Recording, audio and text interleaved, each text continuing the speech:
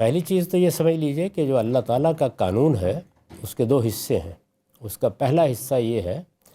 کہ اگر آپ کے نزدیک آپ کے کسی بیٹے، کسی بیٹی، کسی بہن، کسی بھائی، کسی دوست، کسی کی بھی کوئی ضرورت ہے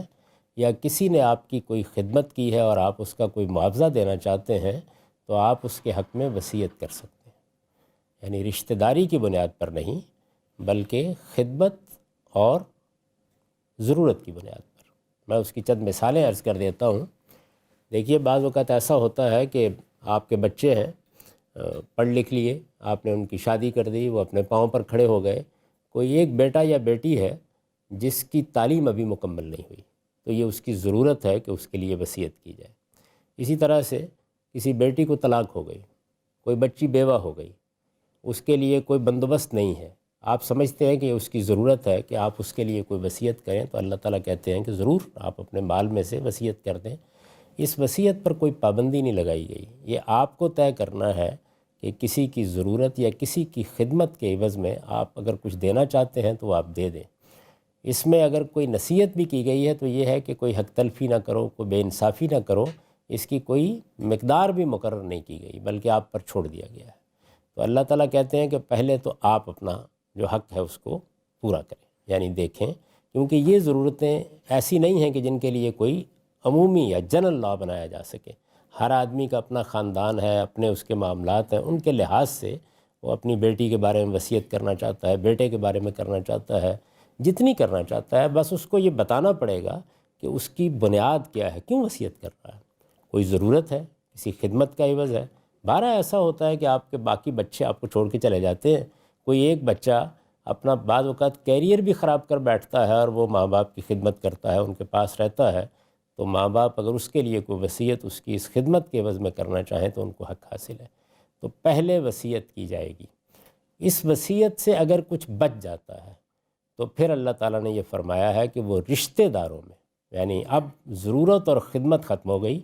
رشتہ داروں میں اللہ کے قانون کے مطابق تقسیم ہونا چاہیے۔ یہ معاملہ اللہ نے اپنے ہاتھ میں کیوں رکھا ہے؟ اس لیے کہ رشتہ داری کی بنیاد میں کس کو کتنا ملنا چاہیے، اگر ہم اس کا فیصلہ کریں گے تو گویا اپنی ترجیح کو واضح کریں گے اپنے عمل سے، اور اپنے پیچھے بہت سے جھگڑے چھوڑ جائیں گے۔ کوئی کہے گا کہ دیکھیے عزیز تو میں زیادہ تھا، دے ان کو زیادہ دیا، محبت میرے ساتھ زیادہ تھی، یہ دیکھیے کیا معاملہ کیا۔ چنانچہ آپ اس وقت دنیا بھر میں جو میراث کے قوانین نافذ ہیں ان کا مطالعہ کریں، یہ بالکل واضح ہو جاتا ہے کہ انسان کے فیصلے کبھی بھی منصفانہ نہیں ہوتے۔ حکومتیں بھی مل کر جب اس طرح کے فیصلے کرتی ہیں تو بے انصافی کرتی ہیں۔ مثلا آپ دیکھیے اس وقت یو کے کا، انگلستان کا جو سب سے پرانی جمہوریت ہے، اس کا جو میراث کا قانون ہے، اس میں اگر کوئی آدمی دنیا سے رخصت ہو جائے اور اس کے پاس 1,25,000 پاؤنڈ کے قریب ہوں تو سب رشتہ دار محروم ہیں، پھر صرف بیوی کو مل جاتا ہے۔ اس سے زیادہ ہو تو بیوی کو کروڑوں پاؤنڈ بھی ہوں تو 1,25,000 پاؤنڈ سے زیادہ نہیں ملتا، باقی سارا کا سارا اولاد کو مل جاتا ہے۔ اولاد نہ ہو تو والدین کو ملتا ہے۔ تو یہ آپ خود اندازہ کر سکتے ہیں کہ اس کے اندر میں اگر تجزیہ کروں تو میں بتا سکتا ہوں کہ کتنی بے انصافی ہے۔ یعنی وہ والدین جنہوں نے آپ کو وجود بخشا، جنہوں نے پرورش کی، جنہوں نے کم و بیش آج کے زمانے میں 30-35 سال تک ذمہ داریاں اٹھائے رکھی، آدھی زندگی کے پیچھے وہ کھڑے ہوتے ہیں، وہ مکمل طور پر محروم کر دیے جاتے ہیں۔ تو اللہ تعالیٰ نے اس معاملے کو انسانوں پر نہیں چھوڑا، چنانچہ یہ کہا ہے کہ ضرورت اور خدمت کی بنیاد پر جو وصیت کرنی ہے آپ پہلے کر لیں، جو اس کے بعد بچے گا رشتہ داری کی بنیاد پر وہ اللہ کے بتائے ہوئے طریقے سے تقسیم ہوگا۔ پھر جب وہ طریقہ بتایا ہے تو اس سے پہلے یہ بھی واضح کر دیا ہے کہ اس کی بنیاد کیا ہے، یعنی اللہ تعالیٰ نے تقسیم کس بنیاد پر کی ہے۔ تو یہ فرمایا ہے کہ جس سے انسان کو پوٹینشلی زیادہ منفعت پہنچتی ہے اللہ تعالیٰ نے اس کو زیادہ حصہ دیا ہے، جس سے کم منفعت پہنچتی ہے اس کو کم حصہ دیا ہے۔ یہ بالکل انصاف پر مبنی قانون ہے، اس کو جذبات کی بنیاد پر نہیں بنایا گیا، منفعت کی بنیاد پر۔ چنانچہ یہ بتا دیا ہے کہ لا تدرون ایکم اقرب لکم نفعا،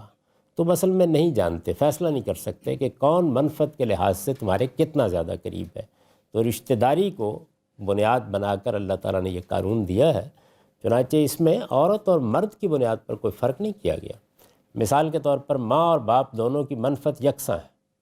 دونوں کا حصہ 1/6 ہے، یعنی ماں کا حصہ بھی 1/6 ہے، باپ کا حصہ بھی 1/6 ہے، اور اگر آپ دونوں کو جمع کریں تو اصل میں 1/3 یہ والدین کے لیے خاص کر دیا گیا ہے۔ اگر دونوں ہیں تو ان کو مل جائے گا۔ بچوں کے معاملے میں یہ طے کیا گیا ہے کہ چونکہ لڑکی جس وقت اس کی شادی ہوتی ہے تو اس کی منفعت اس کے شوہر اور سسرال کی طرف منتقل ہو جاتی ہے۔ یہ بالکل ایک بدیہی بات ہے، ہر آدمی اس کو مشاہدہ کر سکتا ہے، اس کا حصہ نصف کر دیا گیا ہے۔ تو یہ بنیاد ہے جس پر اللہ تعالیٰ نے یہ حصے تقسیم کیے ہیں۔ باقی اگر کسی کو اس پر اطمینان نہ ہو اور وہ کسی اور قانون کی پیروی کرنا چاہے تو اللہ نے مجبور نہیں کیا، لیکن جو کچھ انصاف ہے وہ یہی ہے۔ جذبات سے آپ کسی چیز کو دیکھنا چاہیں تو الگ بات ہے، اور پرفیکٹ لا ہے،